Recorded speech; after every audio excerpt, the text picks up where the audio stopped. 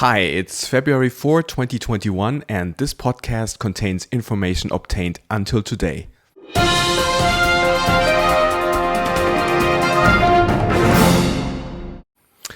It would actually be great to talk about a different topic, but given the latest developments, I figured I have to touch the China travel topic one, hopefully last time. I'll give you a 10-step guide on how to travel from Germany to China to Shanghai Pudong. Basically from getting your immigration titles up to the quarantine on arrival. But please be careful, since rules frequently change and are different from country to country. Please always check your Chinese embassy website for the latest details and updates. As always, please remember, in case you like this video, please press the like button and subscribe to my channel. In the description below, I've also added a web link to a chart summarizing today's podcast, which you might want to check out as well. Let's jump right into the 10 main steps for your travel from Germany to Shanghai Pudong.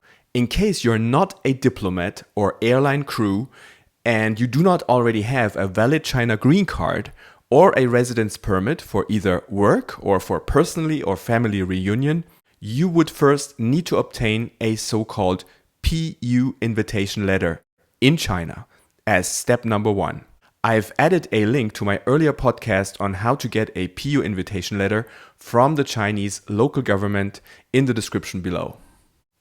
So here, to repeat, you can see with which immigration titles you are currently allowed to travel without an additional visa. For other cases, you will first need to obtain the PU invitation letter with support of, for example, your employer in China as step number 1 and starting point for the visa process. Step 2 is then to obtain a new visa at the Chinese embassy or consulate general. Now, unfortunately, both steps number 1 and 2 are currently very difficult in practice or even impossible in certain cases. Family reunions have already been suspended for some time, as are normal business trips or the entry for study purposes, for instance. So there is a risk that you might already be stopped in these very first 2 steps. Even if you get your PU invitation letter, there's also no guarantee that you can also get your visa. If you already have your visa or one of the other currently accepted immigration titles, step number 3 will be the COVID tests before your China flight. You will need a double negative PCR plus IgM test, which must be taken not earlier than 48 hours before your flight. 2 important points. Number 1, as a new requirement, in case you are already vaccinated against COVID, you will also need your vaccination record. China requires certain minimum content for this record, which you can find on the Chinese embassy website. I'll post the link below in the description.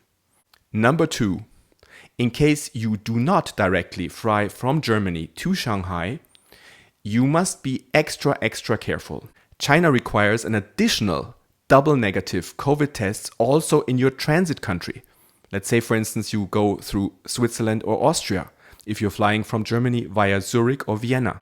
But at least in Switzerland, the next step, number 4, is not allowed unless you can actually prove to the Chinese embassy that you are residing in Switzerland. So there is a risk that you might get stuck in transit.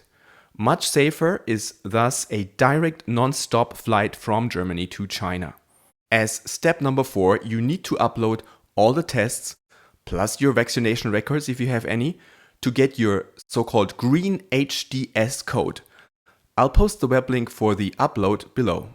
In step 5, very shortly before your China flight, because this only has limited validity, you need to get the red Customs Entry Exit Health Code.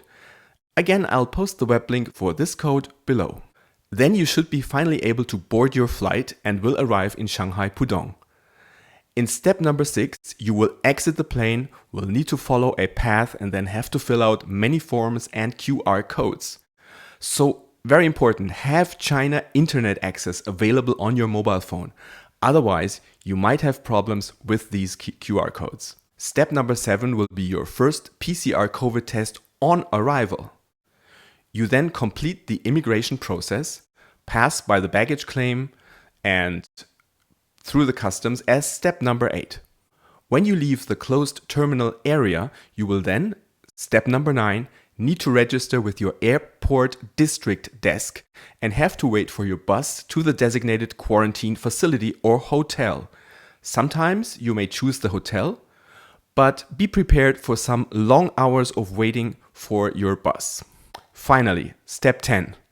After probably an extremely long day, you will arrive at your quarantine facility or hotel to start your very strict 14-day quarantine. I'll not go into more details regarding quarantine since this is a very complex topic and can vary really from district to district. And of course also depending on your final destination in China. So this is all for today. I hope you had fun with this podcast and 再见 from Shanghai. If you like this video, please press the subscribe and like button below. In the description, you can also find a link to my LinkedIn channel.